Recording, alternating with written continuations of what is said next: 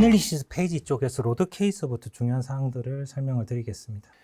자, 어널리시스 페이지 쪽으로 탭을 옮겨가면 이제 여기 쭉 메뉴가 나오고, 여기서 지정하는 것들은 로드 케이스, 어널리시스 시리즈, 뭐 병렬 해석, 그러니까 해석에 관련된 것들을 최종적으로 이제 만들고, 돌리고 나면 뒤에 거는 해석 결과를 보는 거니까 어쨌든 여기가 중요한데, 로드 케이스부터 설명을 드리겠습니다. 프로그램에서 띄워가면서 설명을 드릴게요.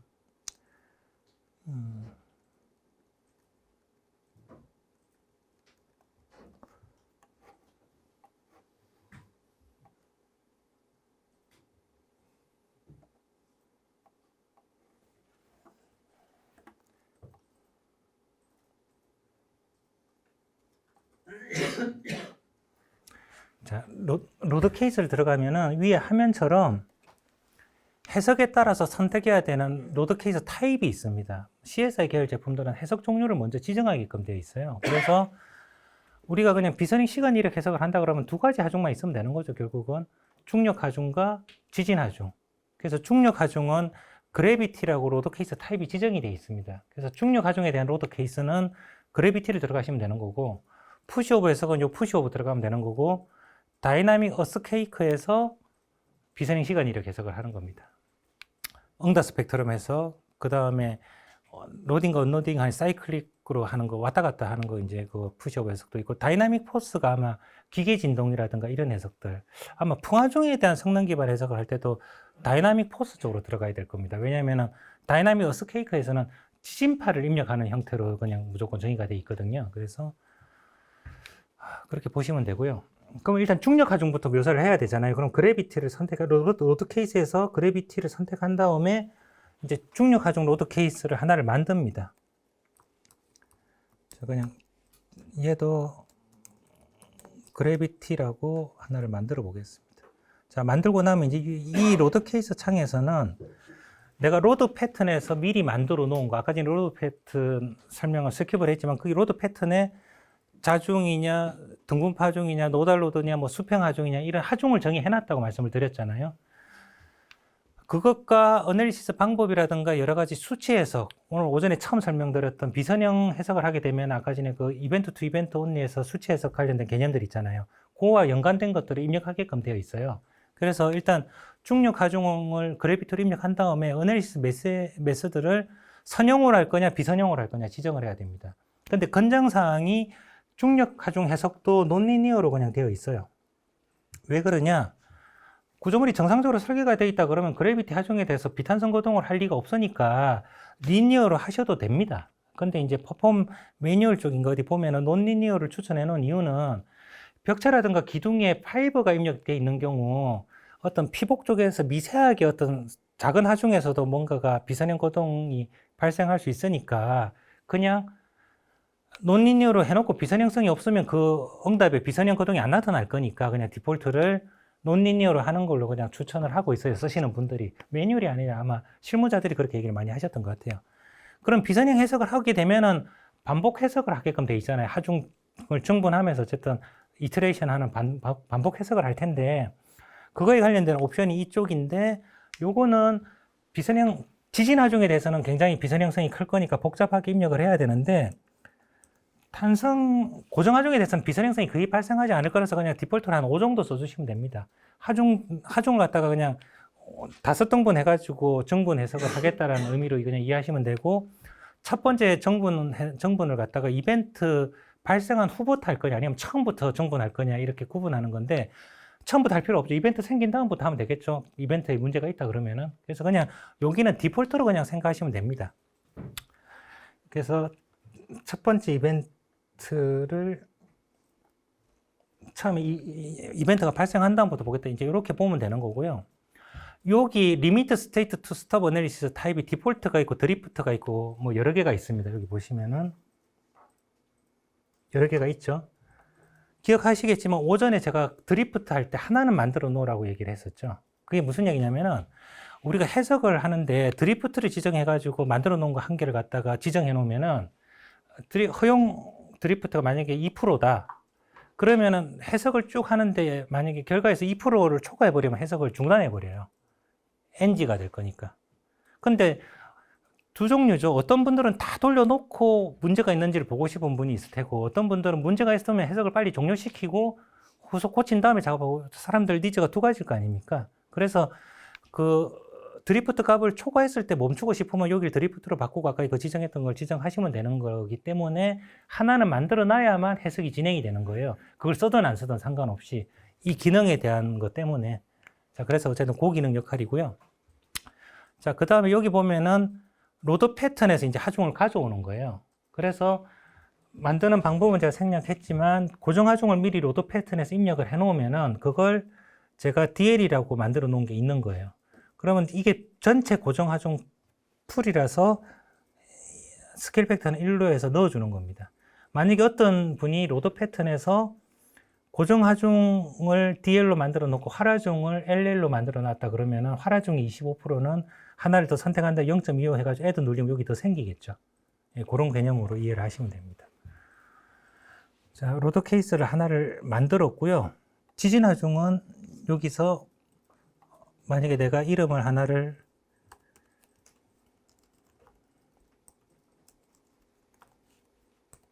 만들었다. 그러면 여기에 이제 입력창이 나오는데 중력 하중과 차이점은 중력 하중은 로드 패턴에서 고정 하중을 만들어 놓고 그걸 갖다가 풀러 왔잖아요. 근데 지진 하중은 지진파만 정의를 하는 거잖아요. 그래서 지진파는 여기서 신규로 등록을 하든가 만들어 놓은 게 있으면은 그냥 여기서 그냥 바로 불러올 수도 있습니다. 만들어 놓은 걸 불러올 수도 있고 이미 만들어진 게 있다 그러면 바로 그냥 작업을 하실 수도 있고 두 가지로 나눠져 있는데 자, 무슨 얘기냐면은 여기 add 리뷰를 누르면 여기가 지진파를 텍스트 파일로 불러오는 쪽이에요. 그러면은 제가 파일을 하나 잠깐 보겠습니다. 여기 보면은 자, 예를 들어서 이 지진파는 첫 번째 줄이 주속 줄이고 0.02초 간격에 전체 지진파 지속 시간은 54.4초예요. 그러면은 예를 들어서 지진파를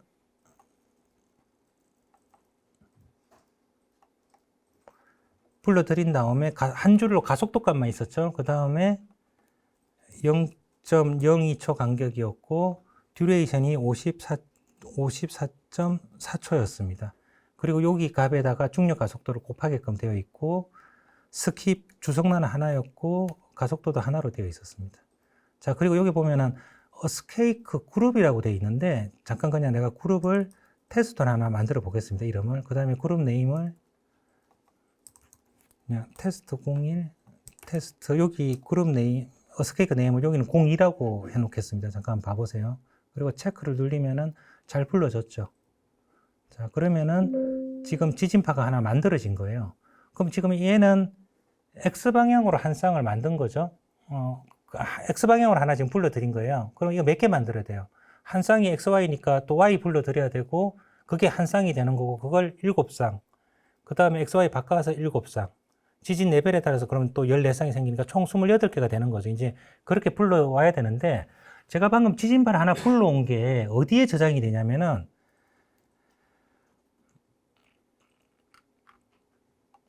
컴퓨터에 보면 문서에 보시면은 디폴트로 퍼폼 이 폴더가 디폴트로 생겨요. 퍼폼을 썼으면은. 그럼 퍼폼에 들어가 보면은 레코드라는 폴더가 있습니다. 여기 보면은 지금 여러 개 폴더가 있는데 테스트라고 제가 조금 전에 지진파 그룹을 테스트로 지정을 했었죠.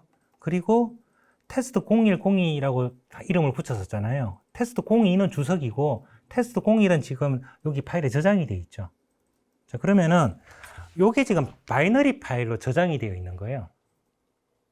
그럼 내가 지진파를 만약에 28쌍을 만들었다 그러면은 그룹 네임은 조금 전에 테스트랑 동일하게 두고 그러니까 28쌍이면은 14개, 28쌍 곱하기 2 해가지고 48개가 여기 다 저장이 되어 있겠죠.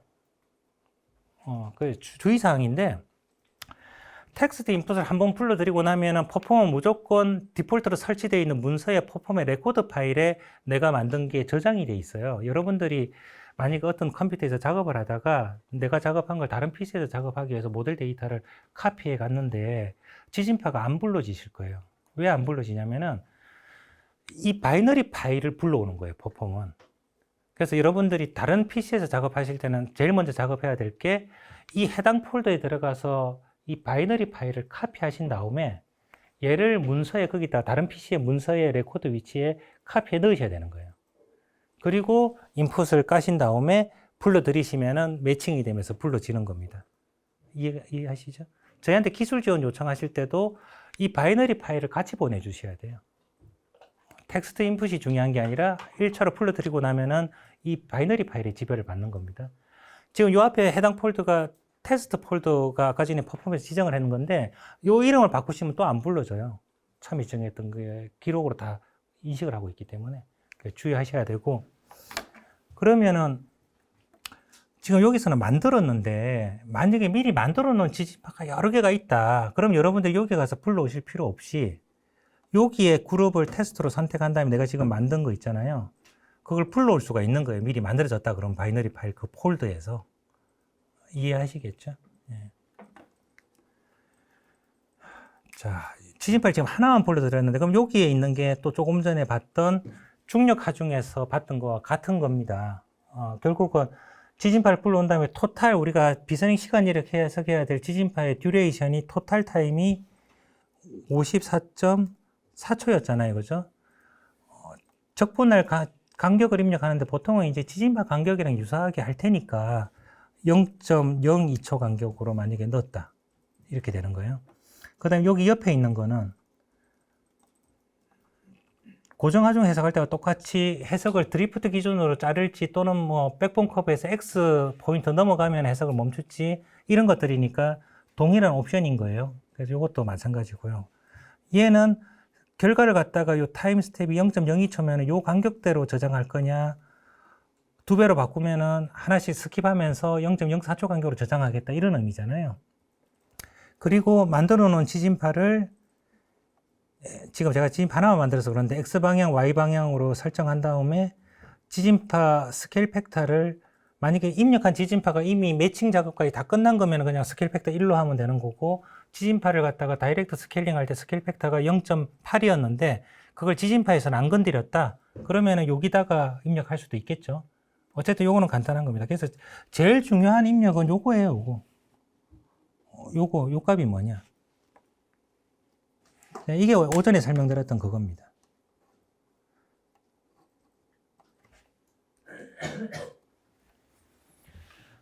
이벤트 투 이벤트 온리로 작업을 하게 되면은 오차 범위가 두 가지 이유라고 말씀을 드렸잖아요. 이벤트가 바짝 붙어 있는 것 때문에 그 오버슛 에러 값이 1%가 디폴트고 뭐 0.02부터 20%까지 조정하면서 그 오차를 갖다가 상대적으로 엔지니어가 결정한다고 말씀을 드렸잖아요. 두 번째 오차 원인이 이벤트 수가 최대 몇 개를 고려할 건지. 내가 지금 1200개라고 고려를 했는데 만약에 이 구조물이 2000개가 이벤트가 발생을 했다. 그럼 1200개 이후부터 발생하는 이벤트는 프로그램에서 반영을 하지 않는 거예요. 그래서 이 이벤트 숫자는 중요합니다. 근데 몇 개를 쓸지 잘 모르잖아요. 그러니까 충분히 넉넉하게 써주는 게 낫겠죠. 1200개로 제가 타이핑한 거는 퍼포밍과 이탭스 매뉴얼에 보면 빌딩 스트럭처는 맥시멈 1200개 정도면 충분하다라는 어떤 그 문구가 있어요. 그래서 제가 디폴트로 1200개를 했는데 불가하면 더 많이 넣으셔도 돼요. 어쨌든 간에 그걸 위해서 넉넉하게 적어줘라. 요것만 주의하시면 됩니다. 확인 못할 것 같은데요. 해본 적 없습니다. 예. 이제 그럴 수 있죠. 근데 이제 그래서 뭘 보느냐. 돌리고 나면 이게 제대로 그러면은 어떻게 해가 정확한지를 모르잖아요. 말씀하신 것처럼. 결국 이벤트 지금 숫자를 보시려고 하는 거는 오류가 얼마나 오차가 났는지를 모르기 때문에 그런 거잖아요. 그래서 이벤트 투 이벤트 온리를 쓰면은 퍼포먼스 조금 불편한데 이 탭스에서는 어널리시스 메시지 창을 보면은 언밸런스드 포스 값이 나와요. 언밸런스드 포스 값이.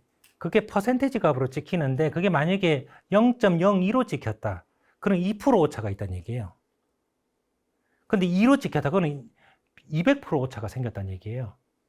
그걸로 이제 판단을 하거든요. 근데 이제 이런 수렴은 아닌데 어쨌든 그런 정확도의 판단을 힘에 대한 값으로 판단할 때가 있고 에너지 텀으로 볼 때가 있는데 퍼폼은 힘으로 보는 게 아니라 해석을 다 돌리고 나면은 제가 정확하게 기억이 안 나는데 해석 결과가 텍스트 아웃풋으로 나오는 항목이 몇 가지가 있는데 고유치부터 거기 들어가 보면은 인터널과 익스터널 에너지에 대한 값이 두 개가 찍혀요.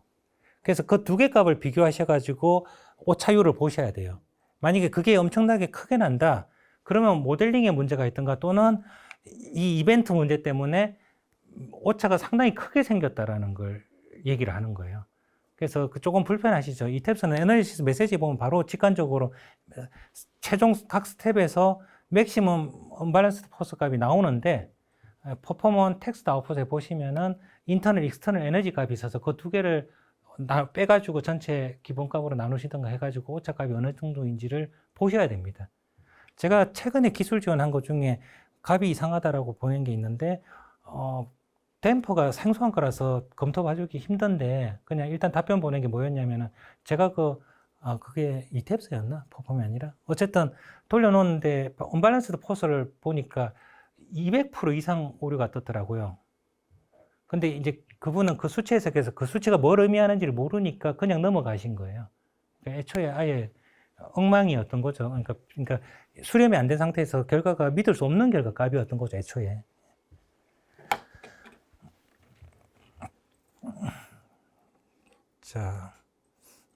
자, 그래서 지금 보시면 중력 하중 또 입력 항목이 어쨌든 지금 로드 케이스만 만든 거예요. 최종 우리가 해석하는 거는 이제 지금 방금 중력 하중 만들었고 지진파 만든 다음에 중력 하중 후에 지진파가 추가로 제어되는 형태를 갖다가 묘사하셔야 되는 거잖아요.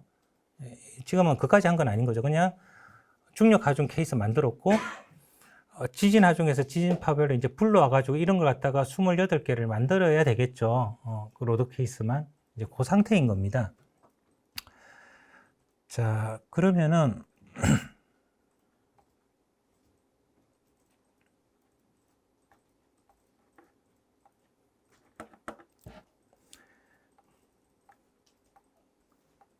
자, 우리가 지진파를 지금 하나를 만들어서 불러드렸고 방향 지정했고 수치 해석 관련 옵션을 이렇게 지정을 했어요. 그러면 이제 지진파 만드는 게 중요하잖아요. 그러면 이제 지진파 부분을 조금 설명드리고 후속을 설명드리겠습니다.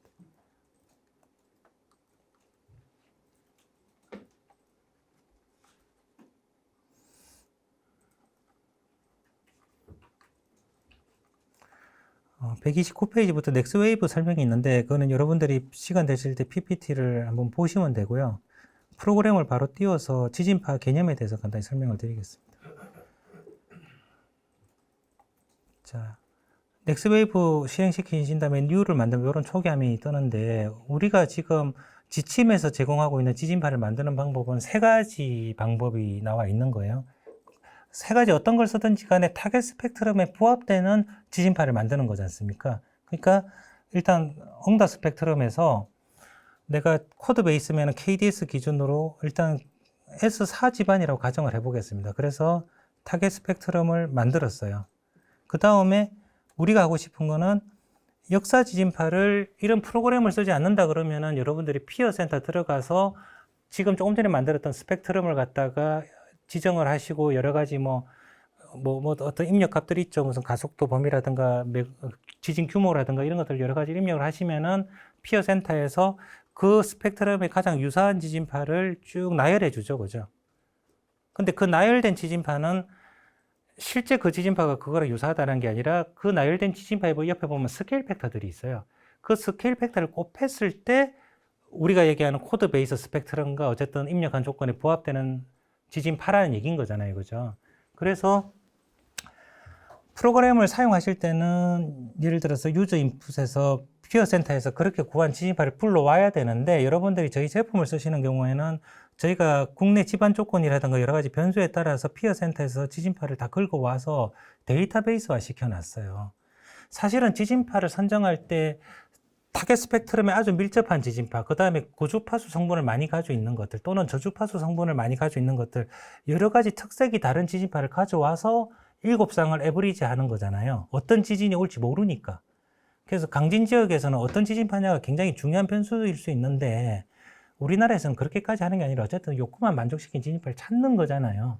그래서 저희가 DB화 시켜 놓은 겁니다. 그래서 이걸 그냥 가져오셔도 되고, 또는 내가 피어센터에서 지진파를 28쌍을 가져온 게 있다 그러면은 불러오는 거예요. 왜 불러오느냐? 스케일을 이제 매칭 같은 작업을 해야 되니까, 그러면은 불러올 때 지진파 데이터 인풋 포맷이 여러 가지가 있을 텐데 피어센터 데이터로 그대로 맞춰 놓은 게 디폴트예요. 제일 많이 쓰시기 때문에. 그래서 미리 만들어 놓은 걸 제가 7쌍만 가지고 오도록 하겠습니다. 만들어 놨습니다. 그럼 7쌍이 들어왔어요. 그럼 여기 보면 add perform spectral matching이 체크할 수 있는 게 있는데, 이건 뭐냐면은 체크를 하지 않으면은 프로그램에서 단순히 그 작업만 합니다. 지진파를 들고 와서 얘를 스펙트럼으로 바꾸고, 그 다음에 가속도였으니까 속도 변이에 대한 시간 이력 응답을 미분 적분해서 계산하고, 그 다음에 강진 지속 시간 이런 것들을 그냥 계산해 주는 거예요. 근데 밑에 체크를 하고 매칭 옵션을 제가 디폴트로 만들어 놨는데, 이렇게 지정을 하면은 스펙트럼에 맞게끔 스펙트럼에서 최대 밑으로 10% 이하로 안 내려가고 위로는 30% 이상 커지지 않게끔 디폴트로 숫자는 바꿀 수 있습니다. 그렇게 스펙트럴 매칭을 하게끔 지정을 하는 거예요. 그걸 수치 해석에서 프리퀀시 도메인으로 할 거냐 타임 도메인으로 할 거냐를 지정하는 겁니다. 그래서 여기 해당되는 건 옵션들을 다 고칠 수 있는데, 저희가 개발할 때 시행착오를 통해 가지고 가장 수렴이 잘 될 것 같은 옵션을 디폴트로 박아 놓은 거예요. 여러분들이 다 바꿀 수는 있고. 자, 그러면은 첫 번째 작업할 때는 이런 매칭 없이 그냥 불러온다 그랬잖아요. 그거는 어떤 용도죠? 지침에 있는 첫 번째 방법, 진폭만 조정하는 다이렉트 스케일링을 하는 거예요. 그냥 그렇게만 하기 위해서. 그 기법은 뭐죠? 7쌍만 기준으로 설명을 드리면은 지진파의 한 쌍이 XY니까 지진파 X 방향을 스펙트럼으로 바꾸고 Y 방향을 스펙트럼으로 바꾼 다음에 두 개를 SRSS 해가지고 하나의 스펙트럼으로 환산하죠. 그럼 그 스펙트럼 7개 있는 거잖아요.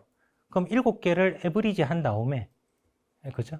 그렇게 그리고 그거의 1.3배의 90% 타겟 스펙트럼의 0.2t에서 1.5t까지를 그려가지고 이상이 되게끔 스케일 벡터를 찾는 거잖아요. 그럼 그 스케일 벡터는 전체적으로 올라가고 내려가고 하는 개념이지 않습니까? 그죠?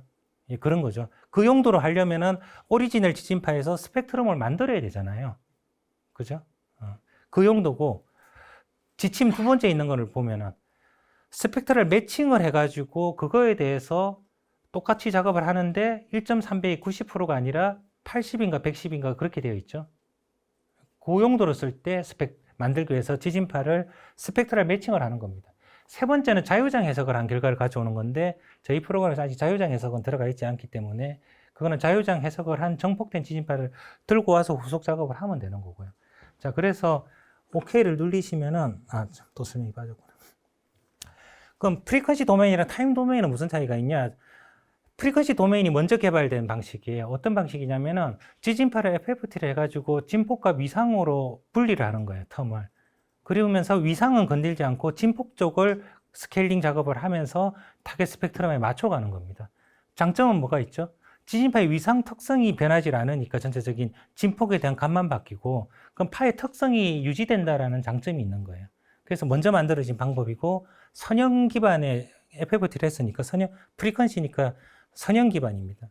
후에 개발된 게 타임 도메인이에요. 이거는 왜 했냐면은 프리퀀시 도메인으로 커버 못하는 것들이 있어요. 무슨 얘기냐? 우리나라는 구조감습이 5%를 만족시키는 스펙트럼을 부합시키면 되지만 원자력 쪽에서는 멀티 댐핑을 만족시켜야 돼요. 예를 들어서 기계 중에 2%, 뭐 10%, 집안이면 20%, 뭐 이런 각각이 다른 구조 감쇄비를 가지고 있는 스펙트럼이 있는데, 그걸 동시에 만족시켜야 됩니다. 동시에.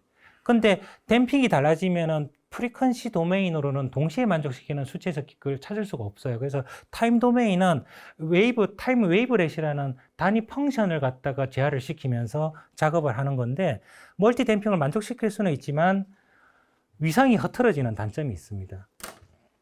자, 그래서 OK를 누르면은,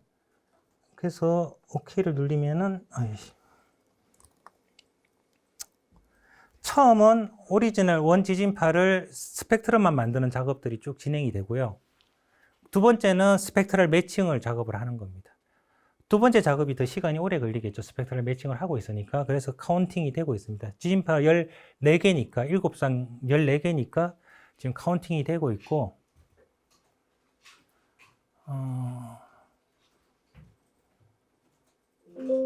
자, 그러고 나면은 옆에 보시면은 피어 센터에서 가져온 오리지널 지진파랑 스펙트럴 매칭을 한 지진파가 나오고, 여기는 우리가 그 지금 매칭 작업이 수렴이 했냐라고 표시가 되어 있는 거예요. 그럼 오리지널 지진파는 말씀드렸던 것처럼 지진파를 불러와서 가속도, 속도 변이 구하고 스펙트럼만 구해놓은 거예요.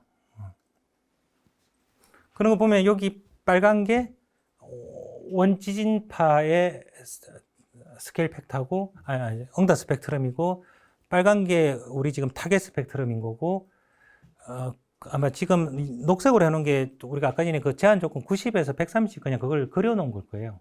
지금은 좀 극단적으로 그려져 있는데, 기존에 이제 그냥 진폭만 조정하는 방법일 다이렉트 스케일링의 문제점은 뭐냐면은, 우리가 0.2t에서 1.5t까지를 갖다 작업을 해서 그 범위 내에서 스케일 팩터를 하나를 가지고 이게 조정하다 보면은 피어 센터에서 가져온 지진파가 대부분 다 이 단주기 영역, 이건 좀 극단적인데 여기가 이렇게 튀어 올라와 있어요. 우리가 하는 주기 범위 내에서는 그 범위로 최대한 바짝 붙였는데 어쨌든 이렇게 지진파가 튀어나와 있는 거예요. 그래서 그 예를 들어 GS의 예전에 건설 주택팀에서는 요걸 전부 다 지진파를 스펙트럴 매칭을 해가지고 지침에 들어오기 전에 최대한 붙여가지고 만들어 놓은 지진파 DB를 사용하셨었어요. 그분들은 왜 그렇게 했냐면은 실제로는 고층 건물이 주기대가 크기 때문에 단주기 영역에서 저렇게 튀는 게 응답에 크게 영향을 안 줄 수는 있지만 최대한 특수전 단백을 쓰지 않으려고 어쨌든 비선행 시간이 이렇게 해서 결과가 작게 나오길 바랬던 거예요. 그래서 스펙트럴 매칭을 했던 겁니다. 어쨌든 지금은 로 데이터는 그런 역할인 거고, 여기 매칭을 한 것들은 이제 열어보시면은 로 데이터를 그 지진파를 가져와서 스펙트럴 매칭을 한 후에 가속도, 속도 변이가 나오는 거고, 스펙트럼을 계산해 보면은 타겟 스펙트럼에 저렇게 바짝 붙은 거예요. 90%와 130% 안에 들어오게끔 되어 있는 거죠. 자, 그래서 처음에 오리지널 지진파를 가지고 이제 7쌍을 SRS에서 1.3배 90%로 하면은 보통 스케일 팩터가 굉장히 작은 값이나 굉장히 큰 값들이 나올 수가 있어요. 근데 이렇게 매칭을 해서 이 지진파를 가져와서 최종 우리가 설계 지진파를 1.3배에 110인가 80 이렇게 써서 구하면은 스케일 팩터는 보통은 0.8이라든가 1몇 몇이라든가 굉장히 붙어 있어요. 왜? 이미 타겟 스펙트럼에 맞춰놨으니까. 그걸 주의하셔야 되고요. 그 다음에 저한테 질문하시는 분들 중에 지금 7쌍을 에브리지에서 SRSS를 구해가지고 최종 작업하는 거, 그게 이제 우리가 그렇게 해가지고 스케일 팩터를 구하는 게 목표인데, 지금 이렇게 구하면 이게 최종 작업이 아니라 결국은 이제 그 작업을 해야 되기 때문에 여기 들어가셔가지고 7쌍이니까 이렇게 7쌍을 갖다가 시간상 그냥 잠시만요. 7쌍으로 해야 되는데 귀찮으니까 그냥 2개만 가져오겠습니다. 7쌍이라 생각하세요. 제가 그냥 2개만 입력했으니까. 그럼 오리지널 가속도면은 로 데이터고, 이 두 번째 거는 스펙트럴 매칭을 한 지진파예요. 그래서 첫 번째가 이거고 X 방향이고, 두 번째가 가져오고, 두 번째 지진파에서 자, 두 번째 지진파를 가져오고 XY 한 다음에 주기 범위 0.2t에서 1.5t까지를 사용자가 입력을 하고, 1.3배에 90%든 80%든 110%든 여러분들이 입력을 만약에 하시면은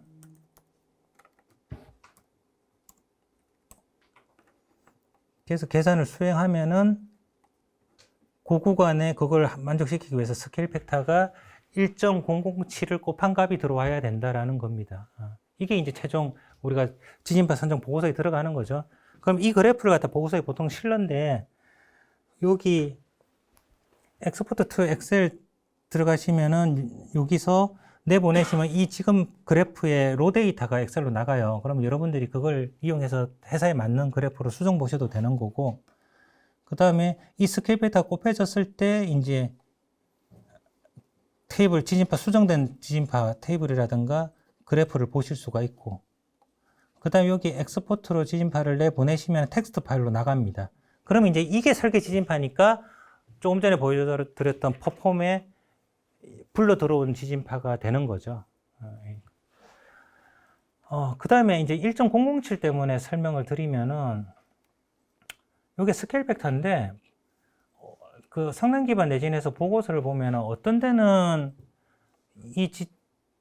스케일 팩터가 하나로 된 데가 있고, 어떤 데는 스케일 팩터가 지진파마다 다 다른 게 적혀 있는 보고서가 있어요. 그런데 저한테 그래서 질문하셨던 분들 중에 하나가, 지진파별로 다 스케일 팩터가 다른다는 얘기는 그냥 한 쌍만 가지고 조금 전에 0.2T에서 1.5T까지 그걸 구한 거잖아요. 그렇게 하는 게 아닙니다. 그래서 스케일 팩터는 하나가 나오는 게 맞고요. 근데 보고서에 실린 게 왜 지진파마다 다 다르냐. 피어 센터에서 처음에 로 데이터를 가져올 때 각 지진파는 내가 입력한 타겟 스펙트럼의 유사한 지진파를 들고 오지만 그 들고 온다는 기본 조건이 역사 지진파의 스케일 팩터를 곱했을 때 비슷하다 그랬잖아요. 그래서 피어 센터에 가져올 때는 각 지진파가 스케일 팩터가 다 달라요. 그죠? 다 다른 상태에서 최종적으로 이 스케일 팩터가 곱해지는 거죠.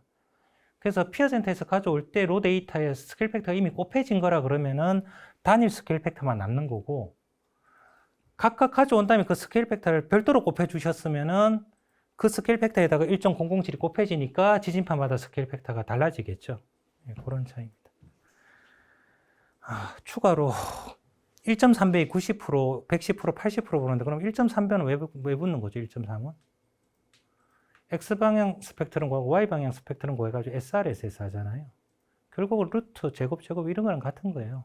그러니까 1.32 루트 값이 비슷한 거잖아요. 그래서 1.3배에 그렇게 봐주는 겁니다. 자, 요까지가 설계 지진파를 만드는 과정, 자유장 해석을 빼고, 자유장 해석을 한 후에 결과를 불러와서 하는 거는 여기서 다 커버가 되는 거죠. 그까지 되는 거고요. 여기서 수렴이 되어 있다는 표시가 안 나오면 수렴하기 위해서 아까 전에 그 수렴하기 위한 옵션들을 손을 보셔야 됩니다. 근데 제가 추천하는 방식은 한두 번 했는데 수렴이 잘 안 되면 지진파를 교체하는 걸 추천드려요. 그러니까 이 수렴 방법이 타임 도메인이 있고 프리퀀시 도메인 두 개가 있다 그랬는데 100% 되는 해석법이 아닌 거예요. 지진파가 지랄 같으면 안 돼요. 안 되는 것들도 있어요. 그래서 그걸로 용 쓰기보다는 그냥 피어 센터에서 조금 넉넉하게 가져오신 다음에 지진파를 교체하는 게 훨씬 빠르고, 또 두 번째는 지진파를 가져오실 때 가능하면 시간 짧은 게 좋겠죠. 0.005초짜리 지진파에 60초짜리, 120초짜리 가져오는 것보다는 40초, 15, 20초 전후로 짧고 타임 간격이 뭐 0.0이나 가능하면 그런 걸 가져오려고 노력하시는 게 나머지 해석 시간에 지대한 영향을 주겠죠. 그러니까 이거는 우리나라 용도인 거면 실제로는 의미가 있겠죠. 그런 지진파들이. 근데 이제 우리는 딱 요것만 만족시키면 되는 거니까. 자, 그 다음에 이제 응용 기능으로 저희가 기술 지원이라든가 해외 프로젝트 하면서 이제 추가로 기능을 넣은 게 있습니다. 자, 예를 들어 스펙트럴 매칭 쪽에 그냥 지진파 예를 하나를 들어가지고 오른쪽 마우스키를 눌러보시면은 익스트랙 여기 어드저스트 타임 스텝이라고 되어 있는 게 있어요. 자, 여기 들어가 보면은 이게 아니구나. 이 기능이 아니구나. 죄송합니다. 자, 타임 추출하는 기능인데 여기 보면 지금 여기 들어가서 기본적으로 보면은 유저 디파인으로 돼 있고, 예를 들어서 내가 여기를 0.5초에서 만약에 그냥 한 2초로 2초로 해보겠습니다. 2초로 한 다음에 어플라이 버튼을 누르면은 요렇게, 잠시만요. 그럼 여기를 한 6초로 해보겠습니다. 여기는 이제 범위가 넓네. 자, 뭐 예를 들어서 이렇게 했다. 그러면은 요렇게 시간을 지정하면은 그 부분만 잘라내 갖고 온 거예요, 지진파를. 특정 구역만. 그리고 그걸 그냥 스펙트럼으로 그린 겁니다. 자르기 전 지진파랑 잘랐을 때 지진파를 스펙트럼으로 변화시켜서 두 개를 비교해 놓은 거예요. 이게 용도가 뭐냐면은, 자, 처음에 유저 디파이너로 했던 거는 제가 기술 지원하면서 썼던 기능들이에요. 그걸 프로그래밍화 시킨 건데, 무슨 얘기냐면은, 저는 여러분들이 만약에 저희한테 기술 문의를 하면은 다 돌릴 수가 없어요. 수렴이 안 된다고 질문했을 때. 전 지진파를 그렇게 돌리면은 3일 걸릴 수도 있고 7일 걸릴 수도 있고, 뭐가 또 조금 보고 고치면 또 그만큼 가잖아요. 그렇게 해서 작업도 안 되고 여러분들 시간에 맞출 수도 없는 거잖아요. 그러면 이제 제가 했던 작업은 지진파를 강진구역에 해당되는 한 4, 5초만 잘라내요. 수렴에 대해서는 그 정도만 봐도 충분할 거라고 보는 거예요. 그냥 수렴 테스트는 모델링을 제대로 하셨으면은. 그래가지고 지진파를 갖다가 다 돌려봐요. 수렴 안 되는 것들. 그러면 하루 이틀이면은 문제가 있는지 없는지 수렴, 만약에 모델링 문제가 아니라면은, 그 수치에서 옵션에 관련된 문제라면은 어쨌든 볼 수가 있겠죠. 그래가지고 문제가 없으면은 실제 지진파를 가지고 쫙 다 돌리는 거예요. 여러분들이 실제 실무하실 때도 그렇게 하는 게 낫겠죠. 그렇지 않으면은 다 돌리고 난 다음에 에러 뜨면은 그 시간 감당이 안 되잖아요. 그래서 잘라내기를 추천을 드리는데, 이제 그게 귀찮아서 이거 프로그램 만들 때 집어넣은 거예요. 근데 우연찮게 저희가 해외 쪽 용역을 하다 보니까 유럽 쪽에서는 이렇게 쓰는 걸 용인을 하고 있어요. 그냥 저희가 업무 협의 볼 때도 지진파 잘라서 쓰겠다 그러면 걔네들이 그렇게 하라 그래요. 근데 다만 조건이 뭐냐? 여기 유저 디파인이 아니라 아브람슨이라는 분이 지진파 관련된 연구를 많이 하셨는데, 아까 전에 그 지진파를 매칭 작업을 할 때 타임 도메인도 이분이 만드신 논문이고 그렇습니다. 이 양반이 만들어 놓은 것 중에 뭐냐면은 지진파의 특정 구역을 잘라내 가지고 그게 오리지널 지진파가 구조물에 주는 데미지 성분을 그대로 가지고 있다 그러면 써도 된다라는 논문이에요. 그래서 그 방식이 뭐냐? 또 제가 처음에 잘라냈던 거랑 비슷한 컨셉입니다. 강진 구역을 잘라내니까 지진파를 속도로 바꾼 다음에 강진 지속 시간에서 예를 들어 5%에서 75% 정도의 값을 가져와 가지고 다시 가속도로 변환시키고 양 끝단의 값이 잘라냈기 때문에 인위적인 지진파가 되니까 거기를 갖다가 실제 지진파에 맞게끔 디지털 그 마사지 작업들을 해가지고 최종 지진파를 만드는 거예요. 그럼 아까 이 데미지를 그대로 준다는 의미는 두 개의 오리지널과 잘라낸 지진파를 스펙트럼으로 바꿨을 때 두 개가 거의 유사하다는 거예요, 유사. 그래서 얘를 갖다 스펙트럼으로 만들어, 아브람슨의 디폴트로 해가지고 잘라내가지고 추출하고 만들어 보면은 오리지널과 이게 거의 붙어 있는 지진파들이 있겠죠. 그러면 옵션을 조금 조정하면 많이 붙어 있을 수가 있겠죠. 그래서 저희가 유럽 쪽에서 비선형 시간이력 개선 용역 보고서를 보면은 오리지널 지진파를 가져가지고 시간을 한 5초 정도 잘라내고 프로편에 이 스펙트럼을 비교해가지고 실어놔요. 잘라낸 것과 오리지널이 거의 유사하다. 그러면은 풀 FM 해석을 하더라도 런타임이 굉장히 줄겠죠. 그래서 이제 우리나라는 이렇게 하라고 되어 있질 않는데 제가 추천드리는 방식은 그겁니다. 처음에 설명드렸듯이 그렇게 잘라내면은 수렴만 본다라고 말씀을 드렸는데, 이 옵션을 써가지고 스펙트럼까지 거의 맞춰서 뽑아낸 걸 가지고 테스트를 여러분이 하시면은 사전에 수렴 테스트뿐만 아니라 응답치의 크기도 거의 최종 결과와 유사한 값들을 알게 되잖아요. 그래서 그걸로 미리 결과들을 다 맞추신 다음에 검토할 것들을, 어쨌든 보고서에는 최종 지진파가 들어가야 되니까 우리나라는, 그 다음에 그걸 오리지널을 실어서 쫙 돌리시면은 아마 업무 효율이 훨씬 높아질 거라는 의미입니다. 자, 넥스웨이브의 핵심 기능들은 다 설명드렸고요. 여러분들이 그렇게 작업하셔 쓰시면 되고, 가지고 계신 분들 쓰시면 되고, 없으신 분들은 저기 아마 배경 팀장이나 상의하시면은 미리 조금 더 써보실 수도 있고 그러니까 참고하시면 될 것 같습니다. 자, 지진파 만드는 건 다 설명을 드렸고요. 자, 제가 로드 케이스까지 설명을 드렸었죠. 자, 그러면은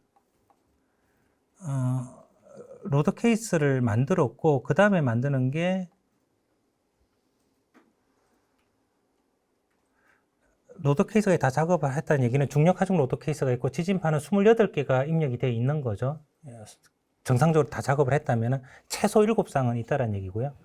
자, 그렇게 했을 때 어널리시스 시리즈를 이제 처음부터 하나 만들어 보겠습니다. 이렇게.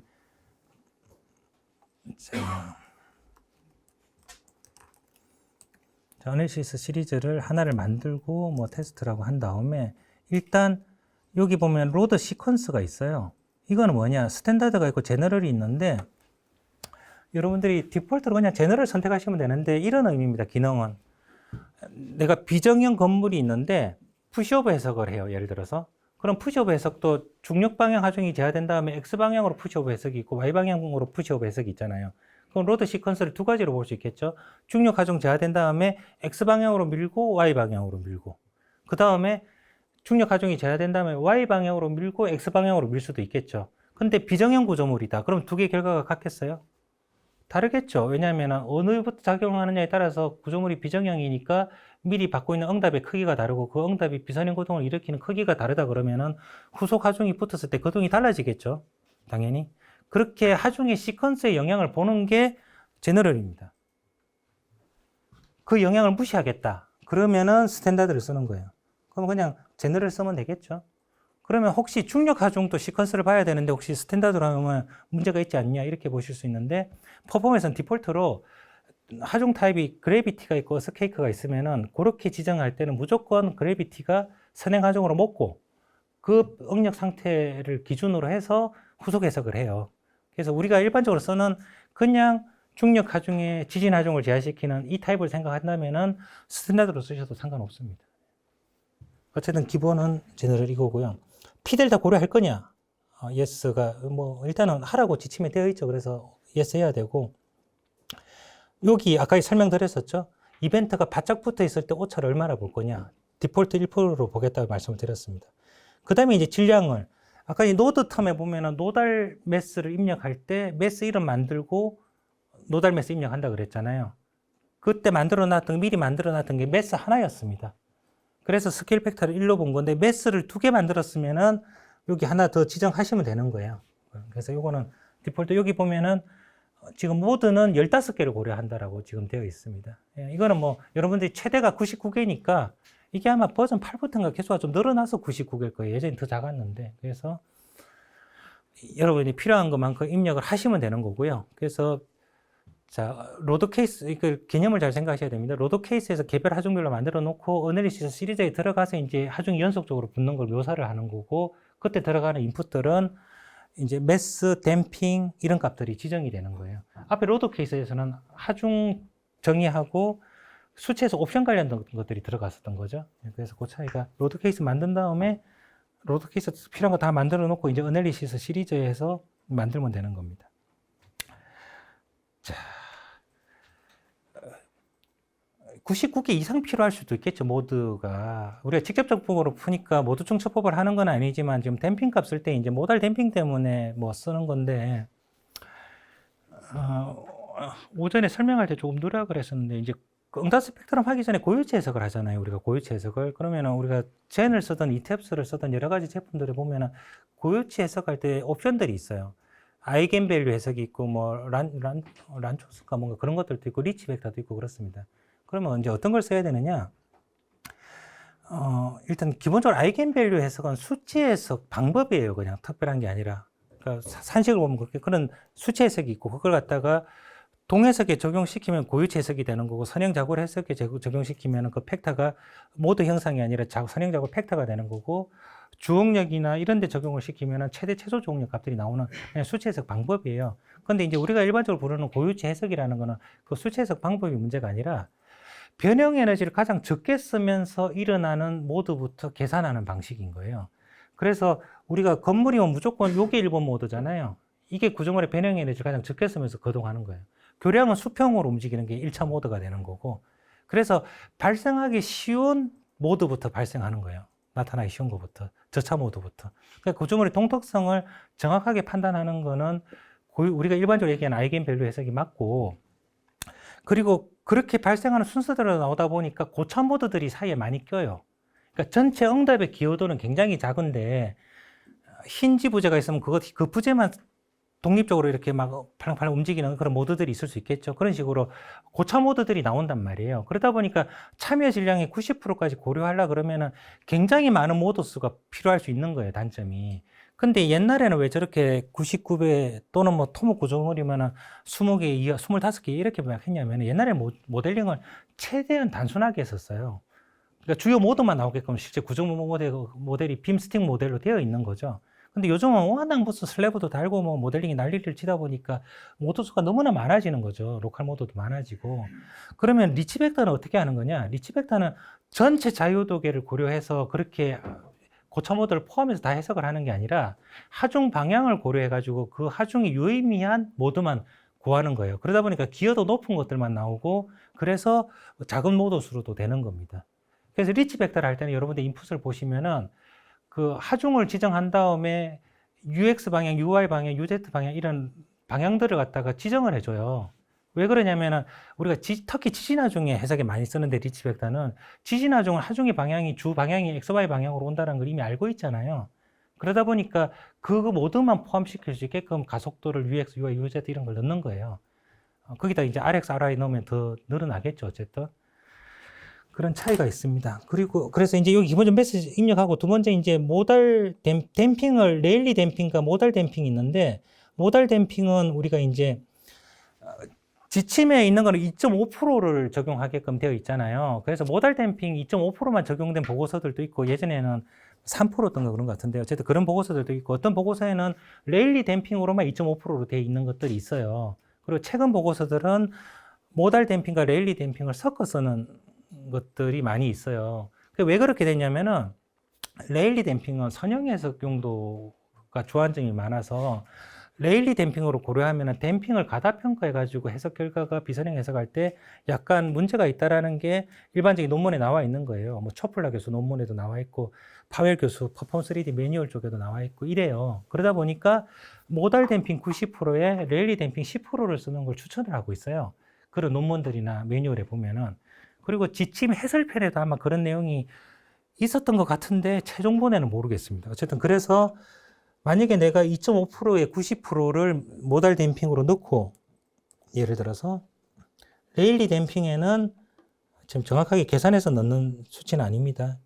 뭐 예를 들어서 무슨 10% 값만 계산해서 뭐 이런 식으로 넣는 거예요. 예. 그리고 여기 포인트 이게 두 개는 어떻게 구하냐? 자, 여기 지금 모달 댐핑 90% 입력하고 레일리 댐핑 입력하는데 여기 포인트 AB 있지 않습니까? 요게 개념상으로는 요 구간이 거의 리니어하게 같은 값이 나오게끔 구간을 맞추는 거예요. 레일리 댐핑 개념 자체가. 근데 정확하게 어떤 값을 넣어야 될지 모르잖아요. 그래서 이게 반드시 맞다는 게 아니라 퍼폼 매뉴얼에 AB 두 가지 방법을 건장치로 제공을 하고 있어요. 선형 해석 기준이긴 한데 어쨌든 첫 번째 방법에 보면은 이런 식으로 그러니까 1차 모드의 90%랑 25% 값을 이용해서 이렇게 지정하면 여기가 대략 직선으로 된다라고 매뉴얼에 있는 걸 제가 그냥 적어 놓은 겁니다. 여러분들이 정확한 값을 찾는 건 여러분들이 왔다 갔다 하셔야 되고 어쨌든 건장치조차 좀 찾지 못해서 어려워하시는 분들이 있어서 제가 여기 매뉴얼에서 A 방법만 적어 놓은 건데 레일리 댐핑으로 검색하셔가지고 항목 찾아 들어가 보시면은 그런 설명과 A, B 방법 두 가지가 나와 있습니다. 그래서 그거 이용하시면 되고요. 자, 그럼 여기 들어가 있고, 요 나머지는 저도 건드려 본 적이 없습니다. 요거는 새로 신규 기능이라서 멀티스레드 더 체크해 주시고요. 해석 속도가 더 빨라집니다. 자, 그 다음에 레일리 댐핑을 잘 쓰지는 않는데 이런 용도로 쓰기도 합니다. 특이한 경우로 지진파에 그 하이 프리퀀시 성분이 굉장히 많은 지진파를 쓰게 되면은 수렴이 안 될 때가 굉장히 많아요. 그러니까 예를 들어서 제가 건축 건물로는 예를 못 들겠는데 만약에 우리가 토목에서 현수교라든가 사장교를 하게 되면 케이블 요소들 있잖아요. 그럼 우리가 보고 싶은 응답은 뭐 주탑의 부재력이라든가 무슨 보강형의 부재력 이런 건데 그 다음에 케이블의 전체 충력이 중요한데 이게 케이블 요소다 보니까 로컬 거동도를 해요. 그게 이제 하이 프리퀀시랑 응답을 같이 하면서 문제가 생기는데 그거는 기여도는 굉장히 작은 값들이에요. 고차 모드고. 근데 그것 때문에 수렴이 굉장히 안 될 때가 있어요. 그럴 때 어떻게 하냐? 모달 댐핑 90%, 레일리 댐핑 10% 용도를 쓰지 않고 그냥 어쩔 수 없이 모달 댐핑은 그대로 쓰고요. 100% 가깝게 쓰고 레일리 댐핑 항목의 AB 값에다가 그 수렴이 잘 안 되는 고차 모드 성분이 있잖아요. 그거에 유사한 주기대 값에다가 댐핑 값을 살짝 넣어준 거예요. 아주 작은 값을. 그러면은 그 모드만 댐핑으로 죽여줘요. 그러면서 수렴이 되는 경우가 있습니다. 저도 이 탭으로 딱 한 번만 경험해 봤는데 여러분들이 쓸 일이 있을지는 모르겠지만 어쨌든 그런 식으로 해서 수렴 문제를 잡을 때도 있습니다. 자, 이렇게 다 정의를 했죠. 자, 그렇게 해가지고 OK를 누르시면은 Set and Run Analysis라고 두 번째 메뉴가 나옵니다. 자, 이거 한 번 더 눌려보시면은 원래 작업했던 요게 나오고 작업 다 돼 있으면 OK 누르면은 두 번째 대화창이 이렇게 자동적으로 떠요. 어쨌든 간에. 자, 그러면 지금 처음에 아까 테스트 01로 만든 어널리시스 시리즈에 이어진 대화창인 거예요. 그렇게 이해를 하셔야 되고. 그럼 얘 뭐냐? 얘가 이제 하중 시퀀스를 정의를 하는 거예요. 자, 디폴트로 모드 해석은 먼저 수행이 됩니다. 그럼 우리가 해석하고 싶은 게 중력 하중이 먼저 제하가 돼야 되는 거죠. 중력 하중은 그래비티, 로드 케이스 그래비티 타입의 DL로 만들어 놓은 게 있어요. 그럼 얘의 선행 하중이 있어요? 중력 하중은 제일 처음 작용되는 거죠. 그래서 여기 보면은 언노디드라 돼 있고 여기 제로잖아요. 아무것도 없는 거죠. 선행 하중이. 그걸 애들을 누리는 거예요. 0 플러스 DL. 고정 하중이 제일 먼저 제하가 된 거예요. 그 다음에 지진 하중을 제하를 시켜야 되죠. 그럼 두 번째로 여기 보면은 고정 하중에 대해서 선행 하중이 없었잖아요. 그 지진파를 하나를 만들어 놨다고 생각하면 얘는 선행 하중으로 고정 하중이 있어야 되는 거죠. 자, 고정 하중에 대한 게 뭐냐? 여기 있는 1번입니다. 1번. 여기 1번 있죠? 여기 1번, 요 중력 하중이 1번 케이스 넘은 거예요. 얘 후에 작용된다라고 적용을 하셔야 되는 거예요. 그래서 1번 눌리고, 1로 해놓고 애들을 눌리면은 다이나믹 어스케이크가 요 1번 그래비티에 이어서 이 지진 하중이 작용된다라고 보는 거예요. 그러면은 만약에 내가 7쌍만 어널리시스 시리즈에서 여기서 돌린다고 생각을 하면은 지진파 하나 더 가져와서 또 애도 눌릴 때는 지진파의 로드 케이스는 바뀌지만 1번은 동일하게 유지가 돼야 되는 거죠. 만약에 여기가 2가 되면은 요 2번에다가 지진파가 추가로 적용이 되는 거예요. 이해 가세요?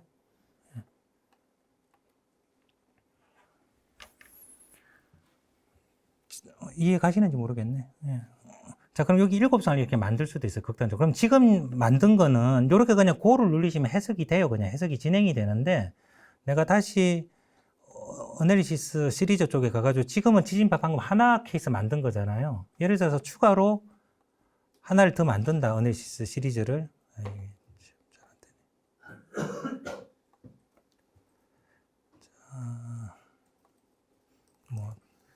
지진파 시리즈를 뭘 하나를 더 만들었다. 그러면은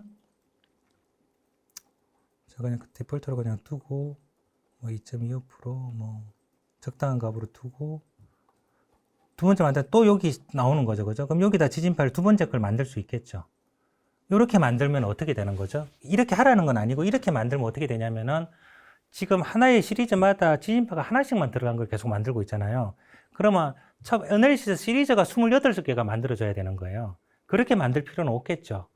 그냥 어널리시스 시리즈를 구분하고 싶다 그러면은 여기 첫 번째 어널리시스 만들 때 지진파 7쌍 구분해서 보고 싶다 그러면은 그 다음에 그냥 귀찮으면 거기다 XY 바꾼 거 7개 더 집어넣어가지고 총 14개 만들어 놓고 어널리시스 시리즈 하나, 지진 레벨에 따라서 두 번째 어널리시스 만든 다음에 또 나머지 14개 이렇게 시리즈를 2개로 만들 수도 있겠죠. 근데 해석 결과는 어널리시스 시리즈 2개 만든 거에 대해서 해당 항목 들어가서 여기에 리스트업 한 것별로 다 개별적으로 확인이 가능한 거예요. 그러니까 만드는 용도를 설명을 드리는 겁니다. 어널리시스 시리즈에서 지진파별로 28개를 만들 수도 있고 하나의 어널리시스 시리즈에 지진파 7쌍을 별도로 놓고 4개로 어널리시스 시리즈를 만들 수도 있는 거고 그냥 지진 레벨을 크게 2개로 잡아가지고 14개 이렇게 볼 수도 있는 거고요. 어쨌든 구분을 그렇게 하실 수 있다는 겁니다. 그러면 왜 어널리시스 시리즈를 이렇게 나눠서 하냐? 결국은 그렇게까지 작업한 다음에 여기 패러렐로 들어가면은 아까 전에 어널리시스 시리즈를 만들고 그냥 개별적으로 고를 해서 그 부분만 해석을 할 수도 있지만 해석을 하지 않고 여기를 들어오면은 내가 만들어 놓은 어널리시스 시리즈가 쭉 이렇게 나오는 거예요. 그래서 해석하고 싶은 걸 선택을 하셔가지고 여기서 한 번에 그 버튼을 누르시면은 멀티코어로 돌아가는 거예요. 병렬로. 그러면 이제 해석이 좀 빨리 되겠죠. 그러면 이제 여기에 어널리시스 시리즈가 7쌍별로 이렇게 26개 나눠져 있다 그러면은 어널리시스 시리즈 4개에 대해서 선택해가지고 이렇게 돌리셔도 되고 중력 하중만 별도로 그냥 만들어 놨으면 중력 하중만 돌려보셔도 되고 그래서 진행바가 쫙 나오는데 녹색으로 진행바가 완료가 되면은 에러 없이 끝났다라는 거고 해석이 중단되면은 뭐 그렇게 아주 자세하지는 않지만 약간의 메시지들이 나옵니다. 그걸 보시고 재해석을 해야 된다든가. 자, 그런 거고요. 자, 그렇게 봤을 때 옆에 이거는 뭐라 그랬죠? 자, 임포트 리절트라고 되어 있는 거는 지금은 멀티코어로 돌렸지만 PC별로 파일을 저장한 다음에 어널리시스 시리즈별로 따로 돌린 거예요. PC별로. 그래서 아웃풋을 파일을 다 가져온 다음에 임포트 리절트 가져오면은 개별적으로 들어온다. 그래서 하나로 합쳐가지고 할 수 있다. 이제 이런 의미입니다. 자, 그래서 이 부분이 근데 처음에 작업하실 때 헷갈려요. 저도 이게 대화창이 헷갈리는데, 그래서 다시 한 번만 정리해서 설명드리면은 여기 로드 케이스에서 중력 하중 로드 케이스 만들고 지진 하중에 대해서 개별 로드 케이스, 지진파별로 28개를 제일 정확하게 한다 그러면 개별 로드 케이스를 만든 다음에 요거는 그냥 각 하나의 로드에 대한 로드 케이스가 만들어진 거고, 우리는 어널리시스 시리즈에서 중력 하중 플러스 지진 하중이 들어간 어널리시스 시리즈를 만들어야 되는데, 그거는 옆에 이제 눌리면은 어널리시스 시리즈를 만드는 거고, 여기서 기본 댐핑이라든가 지정한 후에 OK를 들어가면은 하중 시퀀스를 정의할 수 있는 거고, 여기에 중력 하중은 선행 하중이니까 0으로 선행 하중이 없는 걸로 들어가고, 그러면 여기 1번 로드 케이스니 1번 어널리시스 시리즈니까 이후에 지진파는 요 중력 하중이 선행 하중으로 1번으로 적용받아서 1번에 이어서 적용한다라고 이렇게 입력을 할 수 있는 거고, 요 하나의 어널리시스 시리즈의 지진파 7쌍을 놓고 싶으면은 일은 동일하고 지진파만 미리 만들어 놓은 로드 케이스가 달라지는 게 6개가 더 들어가는 거고, 그게 14개일 수도 있고 28개일 수도 있고, 그 다음에 어널리시스 시리즈를 지진의 크기에 따라서 결국 14쌍 들어가는 거니까 그렇게 2개로 만들 수도 있는 거고, 그건 여러분들이 자유롭게. 그렇게 해서 여기 패럴렐 들어가셔가지고 한 번에 돌리시면 여기 이제 병렬 해석을 수행할 수 있다라는 거고, 그렇게 하기 싫으시면은 개별적인 어널리시스 시리즈에서 그냥 그거 누르시면은 그냥 개별적으로 만드는 순서대로 해석을 하실 수도 있는 거고. 자, 그렇게 되어 있습니다. 이 페이지 설명은 지진파를 잘라내서 들어간다는 거고요. 자.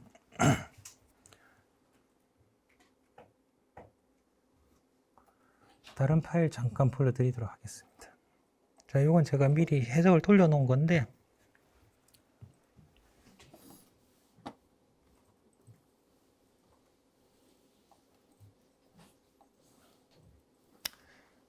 아웃풋 쪽으로 들어가 보시면은 제가 아까 전에 어널리시스 시리즈를 1개를 만들 수도 있고 2개로 만들 수도 있고 4개로 만들 수도 있다라고 여러 번 말씀드렸잖아요.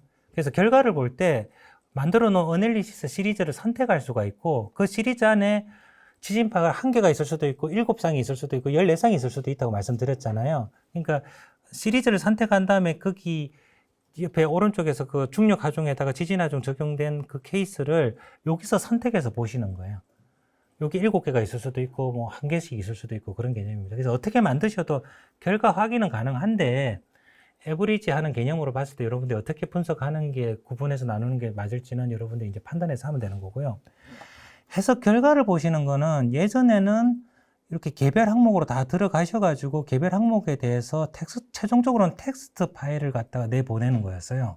여기서 지정한 다음에 최종적으로는 여기 저장 버튼 누르면 여기가 텍스트 파일을 내보내는 거였는데, 버전 8 이상, 이제 버전 8도 출시된 지가 오래됐으니까 이제 버전 8 이상으로 설명을 드리면은, 쇼 테이블에 들어가시면은 지금 에디팅 요 부분이 비활성화가 되어 있죠. 이 비활성화가 되어 있는 거는 해석을 지금 돌린 파일이라서 그렇습니다. 그래서 해석을 돌렸기 때문에 모델링 수정이 안 되는 거고, 그래서 여기를 들어가 보시면은 해석 전에는 여기 모델 디피니션만 있었는데 이제 해석 결과가 여기 나와 있는 거죠. 그래서 내가 절점 모드 절점이라도 부재 연결 정보를 보는 거고, 노드 아웃풋에 들어가면은 변이, 속도, 가속도, 상대 변이, 절대 가속도, 상대 가속도 이런 것들을 보는 거고요. 엘리먼트 아웃풋에 보면 프레임에서 부재력이라든가 그 컴포넌트 프로퍼티에 해당되는 비선형 해석 속성에 나오는 결과들, 뭐 플러스티 로테이션 같은 거 보겠죠. 그 다음에 전단벽에서 전단벽에 대한 아웃풋들, 그 다음에 게이지 지정하면 게이지에 대한 결과들이 나오는 거죠. 그 다음에 드리프트, 스트루처 섹션에 대한 아웃풋들, 그러니까 전단벽에 대한 전단력을 산출할 때는 여기를 체크해서 보시는 겁니다. 자, 그 다음에 무슨 이제 에너지 밸런스라든가 뭐 기타 아웃풋들이 있는데, 그러면 여기를 다 선택해가지고 한 번의 결과를 예를 들어서 내면은 아웃풋량이 너무 방대해서 이렇잖아요. 그래서 이제 여기를 어디 걸 볼 건지 핸들링을 하셔야 되는데, 항목은 여기서 체크를 보시면 되고, 실제로는 해석에서 모든 해석 결과 어널리시스 시리즈를 다 볼지, 또는 스텝별로 볼지, 엔벨로프 값을 볼지, 이런 것들을 다 지정을 하셔야 되잖아요, 여러분들이. 그래서 여기 우측으로 들어가시면은 어널리시스 시리즈를 선택하는 게 있어요. 그래서 내가 예를 들어서 여기 어널리시스 여기에서는 이 지진파에 대한 결과를 보고, 다른 어널리시스 시리즈에서는 이 지진파에 대한 결과를 보겠다. 뭐 이런 식으로 내가 보고 싶은 어널리시스 시리즈 내에 시리즈 개별 항목들을 선택해서 지정을 하시면은 요거에 대한 결과만 나오는 겁니다. 자, 그리고 여기 들어가면은 디폴트가 엔벨로프로 돼 있어요. 테이블 결과를 갖다가 최적화하기 위해서. 그러니까 각 스텝별로, 타임 스텝별로 결과가 나오는 게 아니라 타임 스텝 중에서 제일 최대값만 출력하는 게 엔벨로프고요. 그 다음에 스텝 바이 스텝으로 스텝별로 결과를 내는 거. 이런 것들은 여기서 핸들링을 하는 겁니다. 그래서 각 항목별로 엔벨로프냐 스텝 바이 스텝이냐를 여러분들이 선택하셔가지고 보시면 되는 거고요.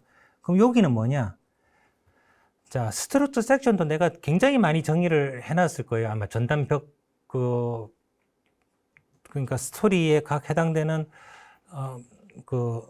월마크별로 막 스트럭처 섹션을 막 만들어 놨겠죠. 그 다음에 청전단력 보기 위해서 그거에 대해서 다 만들어 놨을 거예요. 그러면 걔를 아웃풋을 다 보고 싶으면 디폴트가 다 선택이 되어 있어요. 디폴트가. 근데 내가 특정 부분만 보고 싶다 그러면은 걔만 선택을 해서 보는 겁니다. 여기서 스트럭처 섹션 정의된 거. 마찬가지로 드리프트라든가 잠시만요. 제가 지금 만들었던 거는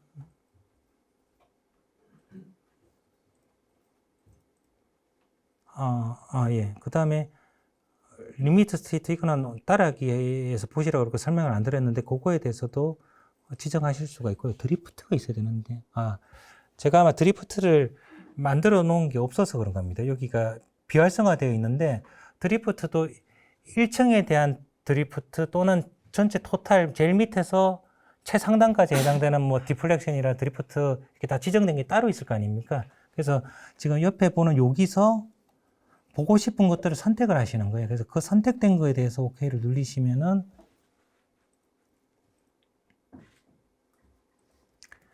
해당되는 결과들을 테이블에서 확인하실 수가 있는 겁니다. 그래서 여기서 결과값을 확인하시면 되고요. 그래서 뭐 예전 기능처럼 각 해당 메뉴에 들어가셔가지고 개별적으로 텍스트 파일 내보내시는 거는 예전에 있는 기능 그대로 있는 거고 신규 기능에서는 버전 8 이상부터일 겁니다. 아마 그때부터는 그렇게 작업하시면 되는 거죠. 그래서 PPT에 설명되어 있는 거는 기존의 메뉴 들어가서 해당 항목들 보는 거랑 테이블 들어가서 해당 항목 보는 걸 두 가지를 이렇게 설명을 해놨으니까 여러분들이 개인적으로 보시면 됩니다. 이번에 그 자료 나눠드릴 때 이 문서를 드렸는지 모르겠는데 계속 제가 수업 중에 얘기했던 한글 따라하기 자료입니다. 그래서 이게 한 150페이지 가까이 분량될 텐데 오늘 설명드렸던 거 기준으로 해가지고 쭉 보시면서 한번 불편하시더라도 테이블이나 그 텍스트 인풋 쓰시지 말고 순수하게 전처리로만 쭉 작업해 보시는 걸 추천드립니다. 먼저 그렇게 한 3번 정도만 작업하시면은 저희가 나눠드린 프로그램 없으신 분들은 퍼폼이 날짜가 어떻게 돼 있는지 모르겠는데 아마 저기 얘기하면 저희 스텝한테 얘기하면은 며칠 더 쓰실 수 있을 거예요. 만약에 프로그램 없으신 분들은 어쨌든 그렇게 하셔가지고 한 2-3번 정도 연습하시면은 저도 토목 전공이라서 사실은 이 소프트웨어 판매 쪽 일하기 전에는 퍼폼을 써본 적이 없었어요. 저도 따라하기부터 시작해서 쭉 본 거니까 어쨌든 참고하시면 되고요. 제가 오늘 필요한 거 다 하루 종일 교육 드렸는데 이제 여러분들이 한글 따라하기 말씀드린 거 2-3번씩 연습을 하시고 그리고 이해가 안 되시는 것들은 언제든지 뭐 저희한테 전화 주시면은 저희가 답변 드릴 수도 있고 또는 오늘 교육하고 누락된 부분에 대해서 혹시 뭐 한 분이 아니라 여러분들이 조금 추가로 교육받고 싶은 것들이 있으면은 저희 스태프들한테 연락하시면은 제가 오늘처럼 오프라인으로 못한다 그러면은 웨비나 열어서 또 설명드릴 수 있으니까 언제든지 편하게 연락 주시고 그렇게 작업하시면 될 것 같습니다. 4시 반인데요. 오늘 수고 많으셨고 다음에 또 교육이나 세미나로 뵙겠습니다.